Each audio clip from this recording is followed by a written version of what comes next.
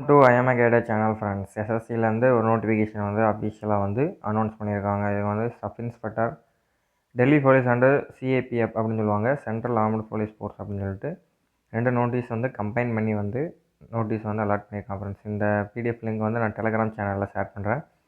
Telegram channel link வந்து உங்களுக்கு description பாக்ஸில் கொடுக்குறேன். கிளிக் பண்ணி வாட்ச் பண்ணி பாருங்கள். அப்ளை வேணும்னா நான் கமெண்ட் செக்ஷனில் கண்டிப்பாக வந்து இஷ்யூ பண்ணுறேன். வெப்சைட் லிங்க் வந்து டைரக்ட் லிங்க் வந்து நான் SSGD நெக் டாட் அப்படின்னு சொல்லுவாங்க, அந்த வெப்சைட் லிங்க் வந்து டிஸ்கிரிப்ஷன் வந்து கொடுக்குறேன். அங்கே வீடியோக்குள்ளே போகலாம். இதுக்கான ஆன்லைன் அப்ளிகேஷன் சர்வீஸ் வந்து 4 மார்ச் 2024 டு 28 மார்ச் 2024 1 மந்த் வந்து டைம் கொடுத்துருக்காங்க ஃப்ரெண்ட்ஸ். இது வந்து ஒரு நான் கெசட்டட் போஸ்டிங் தான். இதுக்கான லாஸ்ட் டேட் வந்து சொல்லியிருக்காங்க. அதுக்கப்புறம் வந்து கரெக்ஷன் விண்டோ ஓப்பன் ஆகக்கூடிய டேட் வந்து மென்ஷன் பண்ணியிருக்காங்க 30லேருந்து 31, அதாவது ஒரு நாளில் வந்து உங்களுக்கான கரெக்ஷன் விண்டோ ஓப்பன் ஆகும். இது வந்து எஸ்ஐ சப் இன்ஸ்பெக்டர் அந்த இதில் வந்து கிரேடில் வந்து இது பண்ணியிருக்காங்க ஃப்ரெண்ட்ஸ். இதுக்கான exam date computer based exam என்னைக்கு நடக்கும்னா 9, 10, 13 இந்த 3 தேதியில் வந்து உங்களுக்கான எக்ஸாம் வந்து கண்டக்ட் பண்ணுவாங்க. மே மாதம், அதாவது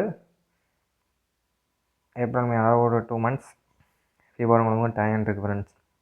இதுக்கான ஸ்டார்டிங் ஸ்பே ஸ்கேலே ஹை லெவலில் தான் உங்களுக்கு வந்து கொடுப்பாங்க. ஏன்னா சிஏபிஎஃப் சப் இன்ஸ்பெக்டர்னால் சும்மா கிடையாது ஃப்ரெண்ட்ஸ், அதனால் சொல்கிறேன். எஸ்ஐ சப் இன்ஸ்பெக்டர் ஜிடி அப்படின்னு சொல்லிட்டு தனியாக 2 வேரியண்ட்டோட போஸ்டிங் வந்து கொடுத்துருக்காங்க. இது வந்து குரூப் பி நான் கெசட்டட் போஸ்டிங். இதுக்கான சேலரி வந்து 35,000 to 400 1 lakh வரை உங்களுக்கு வந்து கொடுப்பாங்க ஃப்ரெண்ட்ஸ். 1,12,000 வரை 6th லெவல் பே லெவலில் வந்து உங்களுக்கான மேக்ட்ரிஸ் இருக்கும். அதுக்கப்புறம் வந்து சப் இன்ஸ்பெக்டர் எக்ஸிக்யூட்டிவ்னு சொல்லி அந்த போஸ்டிங்க்கு மேல் ஃபீமேல் 2 பேருமே எலிஜிபிள். இன்னும் வந்து டெல்லி போலீஸ்னு சொல்லுவாங்க, அந்த போஸ்டிங் கொடுத்துருக்காங்க. அதுக்கான லெவல் வந்து 6, 35 1,32,400 வரை கொடுப்பாங்க. இது வந்து குரூப் சி போஸ்டிங் வந்து சொல்கிறாங்க. இது வந்து பை டெல்லி, அது வந்து நான் மினிஸ்ட்ரியில் வரும். இது வந்து டெல்லி போலீஸ் கீழே வரும் ஃப்ரெண்ட்ஸ். 2 போஸ்டிங்கும் 2லேயும் வந்து வேகன்சிஸ் வந்து சொல்லியிருக்காங்க. சப் இன்ஸ்பெக்டர் அப்படின்னு சொல்லி எக்ஸிக்யூட்டிவ் போஸ்ட் மெயிலுக்கு எவ்வளோ, ஓப்பன் கேட்டகரி, எக்ஸ்ஆர்பிஎஸ் மேன், டிபார்ட்மெண்ட் கேண்டிடேட் எல்லாரும் வந்து தனித்தனியாக வந்து செப்பரேட்டாகவே எங்களுக்கு கொடுத்துருக்காங்க. அதுக்கப்புறம் வந்து எக்ஸிக்யூட்டிவில் வந்து ஃபீமேலுக்கு எவ்வளோ வேகன்சி பிடிஎஃப் வந்து கொடுக்குறேன், செக் பண்ணி பார்த்துங்க ஃப்ரெண்ட்ஸ். டெலகிராமில் கொடுக்குறேன். அது வந்து சப் இன்ஸ்பெக்டர் ஜிடியில் வந்து சிஏபிஎஃப் சென்ட்ரல் ஆர்ம்டு போலீஸ் ஃபோர்ஸ்னு சொல்லுவாங்க. அதுக்குள்ள வந்து BSF, CSF, CRPF, ITBP, SSB இப்படின்னு சொல்லிட்டு ஒரு 5 போஸ்டிங் இருக்குது ஃப்ரெண்ட்ஸ். இதில் வந்து ஏஆர் வந்து சேராது. அஸ்ஸாம் ரைஃபிள் வந்து மிலிட்ரியோட பேரலாகவே வரும், அதனால் அஸ்ஸாம் ரைஃபிள் மட்டும் கிடையாது. மற்றபடி மற்ற போஸ்டிங் எல்லாமே உங்களுக்கு வந்து ஜென்ரலாகவே வந்துருச்சு, மற்ற 5 போஸ்டிங்கு. ஆனால் டோட்டல் வேகன்சி எவ்வளோ அப்படின்னு வந்து சொல்லியிருக்காங்க. கிட்டத்தட்ட 4,000+ வேகன்சிஸ் வந்து உங்களுக்காக கொடுத்துருக்காங்க. கேட்டகரி வைஸ் மேலுக்கு எவ்வளோ, ஃபீமேலுக்கு எவ்வளோ அப்படின்னு சொல்லி வந்து ஒவ்வொரு இதுக்கு வந்து செப்பரேட்டாக அவங்க என் ஃப்ரெண்ட்ஸ் யாரும் ஆல்ரெடி டிபார்ட்மெண்ட்டில் இருக்காங்கன்னா அவங்களுக்கு வந்து அந்த வீடியோ வந்து மஸ்ட்டாக ஷேர் பண்ணி அவங்களுக்கு ஹெல்ப்ஃபுல்லாக இருக்கும். எஸ்எஸ்ஜிடியில் வந்து உள்ளே போனவங்க மேலே போஸ்டிங் எக்ஸாம் எழுதி போனால் அவங்களுக்கு வந்து டிபார்ட்மெண்ட் கேண்டிடேட் இருக்கிறனால சம் ரிலாக்ஸேஷன் வந்து கொடுப்பாங்க ஃப்ரெண்ட்ஸ். அதனால் சொல்கிறேன், எக்ஸைஸ்மெண்ட் ரிலாக்ஸேஷன் இருக்குது. தனித்தனியாக வேகன்சி வைஸ் அதையும் வந்து கொடுத்துருக்காங்க. அதனால் வந்து கிளியராக ஸ்டேட் வைஸ் எல்லா வேகன்சி வந்து பின்னாடி வந்து செப்பரேட்டாக விடுவாங்க. அது வந்தோடனே நம்மளுடைய சேனலில் வந்து வீடியோ வந்து அப்லோட் பண்ணுறேன். அது வந்து சொல்லியிருக்காங்க, collecting the state wise, religion wise, zone wise, city wise வந்து எக்ஸட்ரா நான் வந்து இது பண்ணுவோம் எக்ஸாமுக்கு அப்போ அப்படின்னு சொல்லியிருக்காங்க. அப்புறம் வந்து நீங்கள் வந்து ஏஜ் லிமிட் பொறுத்தளவில் வந்து நீங்கள் வந்து எவ்வளோ இருக்கணும் என்ன இது வந்து சொல்லியிருக்காங்க. ஏஜ் லிமிட் வந்து நீங்கள் வந்து 20 to 25 இருக்கணும். டேட் ஆஃப் பர்த்தை பொறுத்தளவில் 99 to 2 ஆகஸ்ட் 99 to 1 ஆகஸ்ட் 2004 அதுக்குள்ளே இருந்தால் மட்டும் தான் நீங்கள் வந்து எலிஜிபிள். சப்போஸ் அதுக்கு மேலே இருக்கேன் அப்படின்னா எஸ்சி, எஸ்டி, ஓபிசி கேண்டிடேட்டாக இருக்கும் பட்சத்தில் அவங்களுக்கு வந்து ரிலாக்ஸேஷன் வந்து கொடுத்துருக்காங்க. எஸ்சி, எஸ்டியாக பொறுத்தவரை 5 years ரிலாக்ஸேஷன். 5 yearsனால் அப்போ வந்து நீங்கள் வந்து 30 வரை அப்ளை பண்ணலாம் ஃப்ரெண்ட்ஸ். ஓபிசி இருக்கும் பட்சத்தில் இங்கே வந்து 28 ஏஜ் வரை அப்ளை பண்ணலாம். இந்த சிஏபிஎஃப் எக்ஸாம் பொறுத்தவரை உங்களுக்கு வந்து பேப்பர் 1, பேப்பர் 2ன்னு சொல்லிட்டு 2 வேரியண்ட்டில் வந்து உங்களுக்கு வந்து எக்ஸாம் வந்து கண்டக்ட் பண்ணுவாங்க. அதுக்கப்புறம் வந்து ஃபிசிக்கல், மெடிக்கல் அப்படின்னு சொல்லிட்டு இதுவும் டாக்குமெண்டேஷன் இதெல்லாம் கிளியர் பண்ணால் மட்டும்தான் எஸ்ஐயில் வந்து ஒரு போஸ்டிங்கை வந்து நீங்கள் வந்து கிளியர் அவுட் பண்ண முடியும் அப்படின்னு சொல்லியிருக்காங்க. டெல்லி கேட்டகரிக்கு வந்து அதுக்கு தனியாக எவ்வளோ ரிலாக்ஸேஷன் அப்படின்னு சொல்லி அப்பர் ஏஜ் லிமிட் லேடிஸ்க்கு எவ்வளோ அப்படின்னு சொல்லியிருக்காங்க. யாராலும் ஃப்ரெண்ட்ஸ் சர்க்கிள் யாரும் கேர்ள்ஸ் இருந்தால் அவங்களுக்கு கொஞ்சம் வந்து சொல்லுங்கள் அந்த மாதிரி போட்டிருக்காங்க அப்படின்னு சொல்லி ஃபஸ்ட்டாக வந்து அப்ளை பண்ண சொல்லுங்கள். ஏன்னா அவங்களும் இன்ட்ரெஸ்ட்டாக இருப்பாங்க, ஒரு சில நேரம் தெரியாமல் இருக்கலாம். அதனால சொல்கிறேன், நல்ல ஒரு ஆப்பர்ச்சுனிட்டி தான். எக்ஸாம் 2 லெவலில் கிராக் பண்ணால் வந்து நீங்கள் ஸ்டார்டிங்கில் உங்களுக்கு வந்து 40 வந்து கொடுப்பாங்க ஃப்ரெண்ட்ஸ். ஹவு டு அப்ளை பொறுத்தவரை SSC.NEC.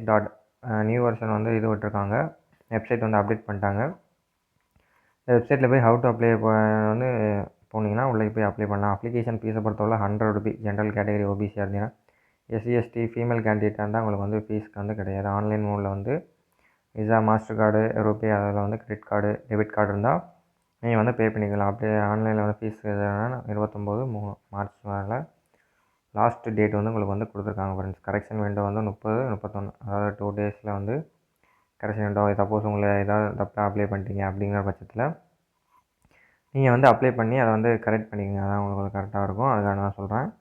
சார்ஜ் வந்து கரெக்ஷன் சார்ஜ் வந்து கூடவே எக்ஸ்ட்ரா கொடுத்துருக்காங்க. அது என்னென்னு பார்த்துங்க. 500 கிட்ட. அதனால் ஒழுங்காக பார்த்து அப்ளை பண்ணிங்க. எக்ஸாம் சென்டரை பொறுத்தளவில் ஒவ்வொரு ஏரியாவுக்கும் ஒவ்வொரு சென்டர் வந்து கொடுத்துருக்காங்க. நம்ம ஏரியாவில் பொறுத்தளவில் சென்னை இந்த மாதிரி ஏரியாலாம் இருக்குது. அது வந்து உங்களுக்கு ஏன்னா நியர்பை 3 இது கேட்பாங்க.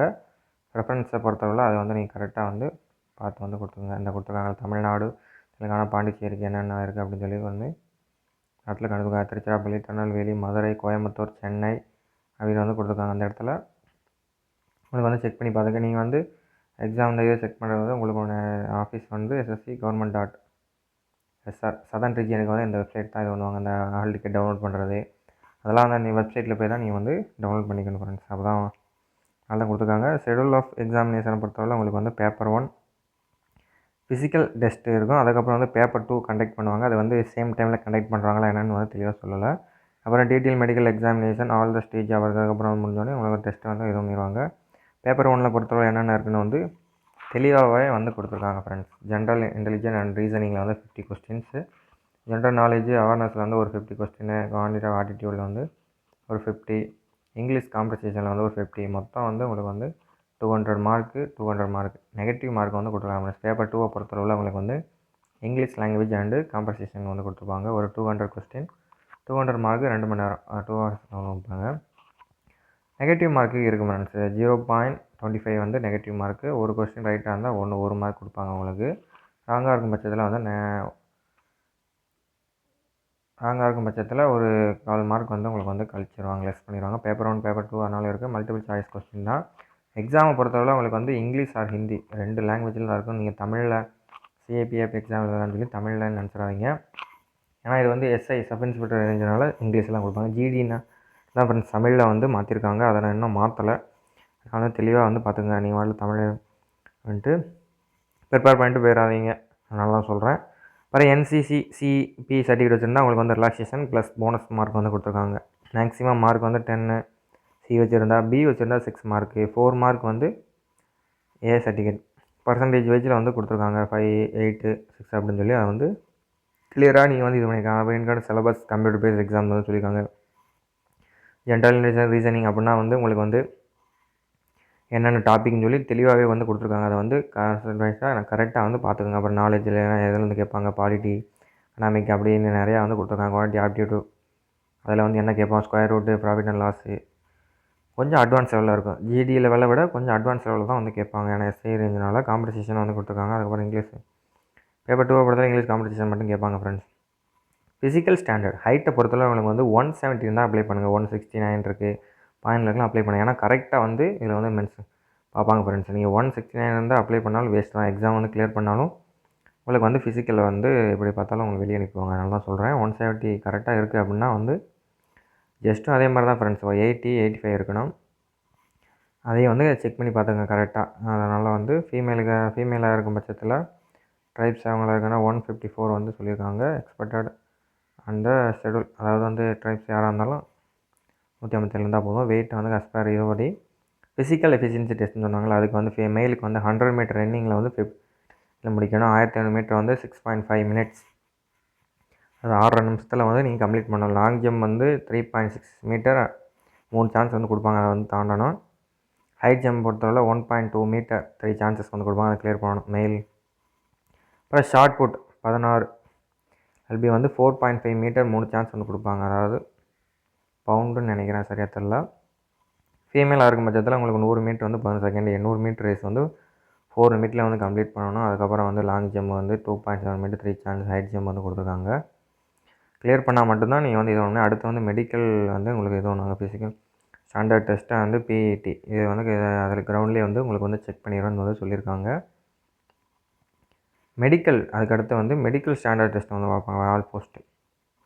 மெடிக்கலை பொறுத்தளவு உங்களுக்கு A to Z எல்லா ப்ரைவேட் பார்ட் எல்லாமே வந்து செக் பண்ணுவாங்க. உங்களுக்கு வந்து ஸ்டேட் ஆர் கவர்மெண்ட் ஹாஸ்பிட்டலில் வந்து டெஸ்ட் ரிவ்யூ மெடிக்கல் வந்து நடக்கும் மாதிரி சொல்லியிருக்காங்க ஃப்ரெண்ட்ஸ்.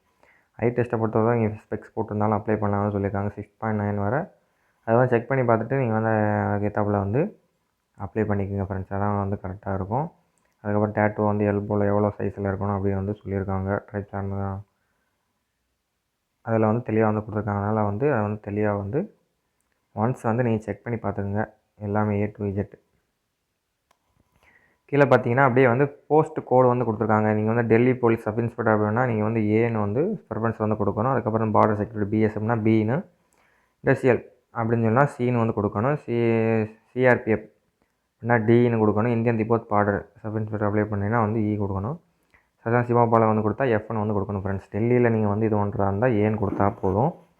ப்ரிஃபரன்ஸ் ஆர்டர் வைஸ் வந்து நீங்கள் வந்து 6 ப்ரிஃபரன்ஸ் இருக்குது. அதை வந்து என்ன இதுக்கு நீங்கள் வில்லிங்காக இருக்கீங்க அதை பார்த்துட்டு செக் பண்ணிட்டு ஒன்ஸ் வந்து நீங்கள் செக் பண்ணிட்டு வந்து கிளியர் கொடுத்துக்குங்க. அதான் உங்களுக்கு வந்து கரெக்டாக இருக்கும். அப்புறம் பேப்பர் 1 பேப்பர் 2 வந்து பாஸ் மார்க்கிங் வந்து அண்டர்ஸ்டாண்ட் வந்து 30 மார்க் வந்து கொடுத்துருக்காங்க. NCC மார்க் வந்து சேர்க்காம தான் ஃப்ரெண்ட்ஸ் எடுக்கணும். சேர்த்தா மட்டும் தான். அதுக்கப்புறம் வந்து நீங்கள் பாஸ் ஆனால் தான் உங்கள் NCC மார்க் வந்து போனஸ் மார்க் வந்து ஆட் ஆகும். OBC ஸ்பீக்கர் செக்ஷன் இருந்தீங்கன்னா 25, ஆல் கேட்டகிரி வந்து 20 வந்து எடுக்கணும். அதர் கேட்டகிரி அண்டர்ரிசர்வ்டு OBC ஏதாவது வேறு எதுவும் கேட்டகிரியாக இருந்தீங்கன்னா அதுக்கு மேலே வந்து நீங்கள் எடுக்கணும் ஃப்ரெண்ட்ஸ். அதனால் ஒன்ஸு வந்து நல்லா செக் பண்ணி பார்த்துட்டு நீங்கள் வில்லிங்காக இருக்கீங்க அப்படின்னா வந்து இது பண்ணுங்க. இன்கேஸ் டை கேஸில் என்ன பண்ணணும்னு வந்து சொல்லியிருக்காங்க. டோட்டல் மார்க் பேப்பர் 2 எதுவும் டேட் ஆஃப் பர்த் யார் ஏஜ் கூட இருக்காங்க ஹையாக இருக்காங்க அதை பார்த்து ஆல்பெட்டிக் ஆர்டர் அதெல்லாம் பார்த்து அது வந்து டை கேஸ் சப்போஸ் வந்து 2 பேர் நீங்கள் சேம் இதில் இருக்கீங்க அப்படின்னா வந்து இது பண்ணுவாங்க. ஒன்ஸ் இந்த வீடியோ பார்த்தோன்னே அப்ளிகேஷனை வந்து நீங்கள் போட வந்து ஸ்டார்ட் பண்ணிடுங்க. ஏன்னா லாஸ்ட் டேட் வந்து 28. லாஸ்ட் டயத்தில் வந்து சர்வர் பிஸி அந்த மாதிரி இஷ்யூஸ்லாம் வந்து ஃபேஸ் பண்ணுவாங்க. அதனால தான் சொல்கிறேன். ஆல்ரெடி அப்ளிகேஷன் வந்து ஸ்டார்ட் ஆயிடுச்சு. அதனால் வந்து நீங்கள் அப்ளை பண்ண ஆரம்பிச்சிருங்க friends. Okay friends, thank you for this video. நம்மளோட சேனல் புதுசாக இருந்தால் சப்ஸ்கிரைப் பண்ணிடுங்க. இப்போ நம்மளுடைய அடுத்தடுத்து உங்கள் வீடியோ போடக்கூடிய அந்த ஒரு மோட்டிவேஷனாக இருக்கும். நல்லா சொல்கிறேன் friends. Thank you for this video.